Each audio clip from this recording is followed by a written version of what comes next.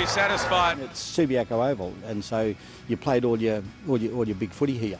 Onto the boot of Cable, and it's right through the middle. No mistake about it. There's magnificent history here. Over the back is Cable. Cable over the bench. I suppose I'm a footy tragic. And the game is really on. We'll let the picture tell the story. For more than a century, it's where West Aussies have gone to watch the footy. We had the old scoreboard over there on the hill, and we had the two wooden stands, and that was it. But the place was packed. Barry Cable is a local legend whose memories of playing at Subiaco stretch back 50 years. I always felt that by the scoreboard was the most, the rowdiest. Big crowds, big games, and Barry dominated. From playing in 3 successive flags with Perth in the 60s to leading the Royals to premiership glory in 1978. As the siren is gone, the siren is gone. I think we can still all remember that slide of Bradley Smith from full-back, and he came out from full-back. The champion Rover was also part of a landmark day in WA, the first State of Origin match. We gave him a nice old blitzing, and I think everyone went home so happy that it didn't really matter what happened after that. And that'll be a sealer for the 79 grand final. 2 years later, as the state celebrated its 150-year anniversary, a record crowd of more than 52,000 watched a Derby grand final before WA won the national championship.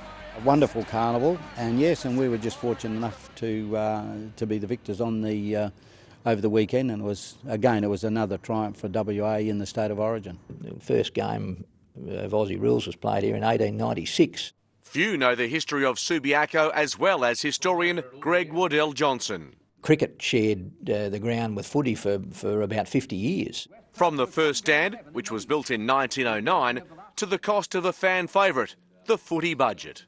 We went to decimal currency. It was a 5-cent publication. Prices supporters now can only dream of. 1966, it was about 50 cents to get into the ground. It was a new era for Subi when the Eagles played their first game in 1987. Winstead 50 metres out, steadies, goes to goal and puts it through. It was great stuff to watch. It was really hard footy. Sean Cowan is so passionate about WA footy history, he's writing a university thesis on the subject. I can sit there and watch an entire game and suddenly find I've lost my afternoon. He's built an impressive library of vision from Subiaco. There'd be at least 1,000 hours, but probably more than that. And Sean's determined to ensure our footy past isn't put on the scrap heap. It's about ensuring that that the history of the waffle is at least recognised and hopefully put on a par with that of the VFL and not just forgotten as some regional competition.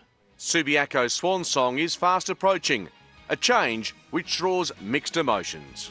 I think Subiaco has probably outlived its usefulness as a stadium. A lot of people have got great memories of coming out to Subiaco here. To perform on this stage and be considered one of the better players on the day in any game here, that's it. You can't do any better than that.